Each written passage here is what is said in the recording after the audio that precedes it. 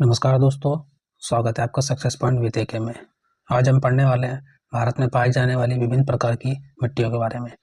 मिट्टियों से संबंधित काफ़ी प्रश्न परीक्षाओं में देखे जाते हैं और जो हम पढ़ाने वाले हैं इससे जो है सारा पूरा टॉपिक मिट्टियों से सारा कवर हो जाएगा। ठीक है, आप लोग साथ में पढ़ते रहिए। और दोस्तों, अगर आपने चैनल को सब्सक्राइब या लाइक नहीं किया है तो सब्सक्राइब और लाइक कर दीजिए। ठीक है, और मिट्टी से संबंधित जो भी प्रश्न है इस पूरे टॉपिक में कवर किया गया है आप लोग। ठीक है, चलो हम लोग शुरू करते हैं। देखिए दोस्तों, भारत में जो मिट्टियाँ होती हैं कुल 8 प्रकार की मिट्टियाँ हैं। कौन कौन सी 8 प्रकार की, उनको हम जान लेते हैं। उससे पहले थोड़ा सा हम इसके बारे में समझते हैं कि ह्यूमस क्या है। तो ह्यूमस जो है यह जैविक प्रक्रियाओं के माध्यम से पौधे और पशु पदार्थ के अपघटन से उत्पन्न कार्बनिक पदार्थ की परत है। यह पोषक तत्वों से भरपूर है और इसकी उपस्थिति मिट्टी की विशेषताओं में सुधार करती है। मतलब ह्यूमस उसको कहते हैं जो पौधे और पशु के द्वारा जो, जैसे पशुओं की खाद हो गई या जो भी उस खाद से जो भी चीज़ तैयार होती है तो उसको मिट्टी में मिला करके जो भी काफ़ी सारे कार्बनिक पदार्थ या पोषक तत्व मिट्टी के लिए तैयार किए जाते हैं, उससे मिट्टी की सुधार विशेषताओं या गुणों में सुधार होता है। ह्यूमस उसको कहते हैं दोस्तों। ठीक है, मिट्टियों के बारे में थोड़ा सा जानते हैं कि मिट्टी किस प्रकार की कौन कौन सी होती हैं। पहले मिट्टी के बारे में, ये मिट्टी को क्या कहते हैं। मिट्टी के अध्ययन के विज्ञान को मृदा विज्ञान यानी पेडोलॉजी कहा जाता है। भूमि की सबसे ऊपरी परत जो पेड़ पौधों के उगने के लिए आवश्यक खनिज आदि प्रदान करती है मृदा या मिट्टी कहलाती है। ठीक है, जो आवश्यक खनिज प्रदान करती है मृदा या मिट्टी, भूमि के विज्ञान को पेडोलॉजी। ठीक है दोस्तों, भारत में मिट्टियाँ 8 प्रकार की हैं, 8 भागों में विभाजित किया गया। कौन कौन सी? जलोढ़ मिट्टी, काली मिट्टी, लाल मिट्टी, लेटराइट मिट्टी, पहाड़ी मिट्टी, रेगिस्तानी मिट्टी, क्षारीय मिट्टी और 8वीं दलदली मिट्टी। ठीक है दोस्तों, नेक्स्ट पहले हम लोग जलोढ़ मिट्टी के बारे में जानेंगे। ठीक है, जलोढ़ मिट्टी को दोमट या कछार मिट्टी के नाम से भी जाना जाता है और जलोढ़ मिट्टी का रंग हल्के धूसर राख जैसा होता है। नदियों द्वारा लाई गई मिट्टियों को जलोढ़ मिट्टी कहते हैं। ये मिट्टी भारत के देश के कुल क्षेत्रफल के लगभग 40% भाग को ढके हुए है और लगभग 15 लाख वर्ग किलोमीटर क्षेत्र में विस्तृत है। जलोढ़ मिट्टी 2 तरह की होती है दोस्तों, ये ध्यान देना कि जलोढ़ मिट्टी 2 तरह की होती है। परीक्षा में से रिलेट काफ़ी प्रश्न पूछे जाते हैं, तो आप ध्यान से समझिएगा, मैं बता रहा हूँ। 2 तरह की कौन कौन सी होती है? बांगर और खादर। सीधे सीधे परीक्षाओं में से पूछ लेते हैं। तो बांगर मिट्टी नदियों द्वारा लाई गई पुरानी मिट्टी। आप बस ये याद रखिए कि बांगर मिट्टी जो होती है वो पुरानी मिट्टी है, मतलब बहुत प्राचीन मिट्टी है जिसमें से कम उर्वरता है, जिसमें पैदावार कम है। बांगर मिट्टी इसको कहते हैं। और खादर मिट्टी इसको कहते हैं जिसकी पैदावार अधिक है, क्योंकि जब भी हर साल बरसात में नदियों का पानी बढ़ता है तो पानी के द्वारा जो मेन उर्वरक या पोषक तत्व होते हैं वो नदियों किनारे आ जाते हैं। ठीक है दोस्तों, तो नदियों किनारे आ जाते हैं और जो नदियों किनारे जो खेतियाँ होती हैं वो अच्छी होती है। क्यों? क्योंकि वो पोषक तत्व आ जाते हैं हर साल बाढ़ के द्वारा, तो उसको खादर मिट्टी कहते हैं। ये नवीन जलोढ़ है और प्रत्येक साल बाढ़ द्वारा लाई गई मिट्टी है। इसे बांगर की अपेक्षा अधिक उपजाऊ होती है दोस्तों। ठीक, सामान्यतः जलोढ़ मिट्टी में पोटास, फास्फोरस, अम्ल, चूना, कार्बनिक तत्व अधिक होते हैं। ठीक है, वही नाइट्रोजन व ह्यूमस की कमी होती है। किसकी? जलोढ़ मिट्टी में नाइट्रोजन और ह्यूमस की। नेक्स्ट, शुष्क क्षेत्रों में इस प्रकार की मिट्टी को लवणीय और क्षारीय गुण भी पाए जाते हैं, जिन्हें स्थानीय भाषाओं में रेय, कल्लर या धूर के नाम से जाना जाता है। रेय, कलर या धूर के नाम से जाना जाता है। जलोढ़ मिट्टी में धान, गेहूं, गन्ना, तिलहन आदि क्षेत्रों में होती है। भारत के 40 से 45% क्षेत्र को कवर करती है। भारत में पाए जाने वाले सबसे बड़े क्षेत्र में जलोढ़ मिट्टी है। अब काली मिट्टी। नेक्स्ट, काली मिट्टी दोस्तों आप देख रहे होंगे कि फोटो में कुछ ऐसी होती है, एकदम ब्लैक। काली मिट्टी, इसे रेगुर मिट्टी, कपासी मिट्टी भी कहा जाता है। रेगुर मिट्टी या कपासी मिट्टी यह कपास की खेती हेतु सबसे उपयुक्त मिट्टी है। इसका निर्माण ज्वालामुखी लावा के अपक्षरण व अपरदन से हुआ है। मैग्नेटाइट, लोहा, एल्यूमिनियम, सिलिकेट, ह्यूमस आदि की उपस्थिति के कारण इसका रंग काला हो जाता है।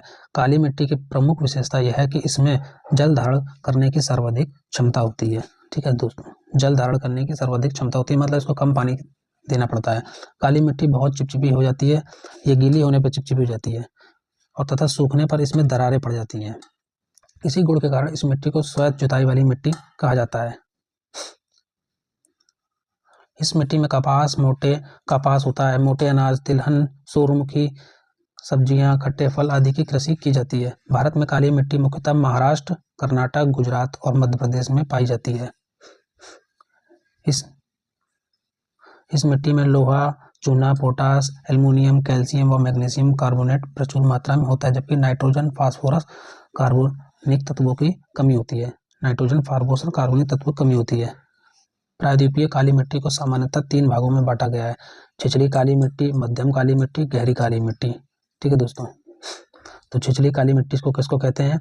जिसका निर्माण दक्षिण में बेसाल्ट ट्रैप से हुआ है। और मध्यम काली मिट्टी, इसका निर्माण बेसाल्ट, शिफ्ट, ग्रेनाइट, नीस आदि चट्टानों के टूट फूट से हुआ है। गहरी काली मिट्टी या वास्तविक काली मिट्टी, जिसका निर्माण ज्वालामुखी के उद्गार से हुआ है। नेक्स्ट, लाल मिट्टी। ये तीसरी लाल मिट्टी, भारत की तीसरी सबसे बड़ी लाल मिट्टी है दोस्तों। लाल मिट्टी कुछ ऐसी होती है, इसके बारे में पढ़ते हैं। वीडियो दोस्तों अच्छा लग रहा हो तो वीडियो को लाइक शेयर कर दीजिएगा। लाल मिट्टी भारी वर्षा वाले क्षेत्रों में अपक्षय व अपरदन चट्टानों की कटी हुई मिट्टी से इसका निर्माण हुआ है। शुष्क और तर जलवायु में प्राचीन रवेदार और पर्वतीय चट्टानों के टूटने फूटने से बनती है। यह मिट्टी पानी के संपर्क में आने से हल्की हल्की पीली दिखती है। इसका रंग लौह ऑक्साइड के कारण लाल दिखता है। ठीक है, लौह ऑक्साइड के कारण लाल दिखता है। और यह मिट्टी अपेक्षाकृत अन्य मिट्टी की अपेक्षाकृत कम उपजाऊ होती है। ठीक है दोस्तों, यह मिट्टी भारत में कहाँ पाई जाती है देख लेते हैं। भारत में यह मिट्टी उत्तर प्रदेश के बुंदेलखंड क्षेत्र में पाई जाती है और बुंदेलखंड क्षेत्र से लेकर के दक्षिण के प्रायद्वीप तक फैली हुई है। मध्य प्रदेश, छत्तीसगढ़, झारखंड, पश्चिम बंगाल, मेघालय, नागालैंड, उत्तर प्रदेश, राजस्थान, तमिलनाडु और महाराष्ट्र में मिलती है। यह मिट्टी यह बाजरा, मूंगफली, मोटे अनाज और आलू के उपयुक्त है। विभिन्न क्षेत्रों में चावल, रागी, तंबाकू, सब्जियों के लिए उपयुक्त है। इस मिट्टी में घुलनशील लवणों की पर्याप्तता होती है, परंतु फास्फोरिक अम्ल, कार्बनिक तत्व, जैविक पदार्थ, चूना व नाइट्रोजन की कमी पाई जाती है। अब आ गई लेटराइट मिट्टी। तो भारत की चौथी सबसे बड़ी मिट्टी लेटराइट मिट्टी। यह मुख्यतः प्रायद्वीप भारत के पठारों या ऊपरी भागों में विकसित हुई है, जहाँ 200 सेंटीमीटर से अधिक वर्षा वाले क्षेत्रों में चूना व सिलिका के निक्षालन से इसकी उत्पत्ति होती है। यह मिट्टी अम्लीय होती है, मतलब एसिडिक होती है। इस मिट्टी में लौह ऑक्साइड व एल्युमिनियम ऑक्साइड की प्रचुरता होती है। लौह ऑक्साइड की उपस्थिति के कारण है कि अपेक्षाकृत कम उपजाऊ मिट्टी है तथा इसमें सिंचाई की आवश्यकता होती है। मतलब लेटराइट मिट्टी को सिंचाई की आवश्यकता होती है। यह मिट्टी लगभग पूरे तमिलनाडु, आंध्र प्रदेश, छत्तीसगढ़, कर्नाटक, महाराष्ट्र, उड़ीसा के कुछ हिस्सों में पाई जाती है। ऊंचे क्षेत्रों में यह बाजरा, मूंगफली, आलू के उपयुक्त है। वहीं निम्न क्षेत्रों में चावल, रागी और सब्जियों के उपयुक्त है। देखिए दोस्तों, आपको एक चीज़ बताएं कि जो लेटराइट मिट्टी होती है, लेटराइट मिट्टी जैसे सूखने पर ये कड़ी हुई रहती है, एकदम पथरीली, और गीली होने पे चिपचिपी रहती है, सूखने पर पत्थर जैसी होती है। तो आपसे एक प्रश्न बताएं दोस्तों कि जो लेटराइट मिट्टी होती है, इसका अधिकतर उपयोग जैसे मकानों में जो ईंटें लगती हैं लाल वाली, उसका भी बनाने में इसका इस्तेमाल किया जाता है। बहुत पथरीली मिट्टी होती है, कम उपजाऊ होती है। ठीक है दोस्तों, नेक्स्ट पर्वतीय मिट्टी। पर्वतीय मिट्टी के बारे में हम लोग जानते हैं। यह मिट्टी मुख्य रूप से पहाड़ी ढलानों में पाई जाती है। यह मिट्टी कार्बनिक ढलानों में पाई जाती है। इस प्रकार की मिट्टी हिमालय की घाटियों में ढलानों पर पाई जाती है। यह निर्माणाधीन मिट्टी है, इसका पूर्ण रूप से अध्ययन नहीं हुआ है। ह्यूमस की अधिकता के कारण यह अम्लीय गुण रखती है। इस प्रकार की मिट्टी में चाय, कॉफी, मसाले, उष्णकटिबंधीय फलों की खेती संभव है। इस प्रकार की मिट्टी में जम्मू कश्मीर से लेकर के अरुणाचल, तो जम्मू कश्मीर से लेकर के अरुणाचल, ठीक है, अरुणाचल तक पाई जाती है।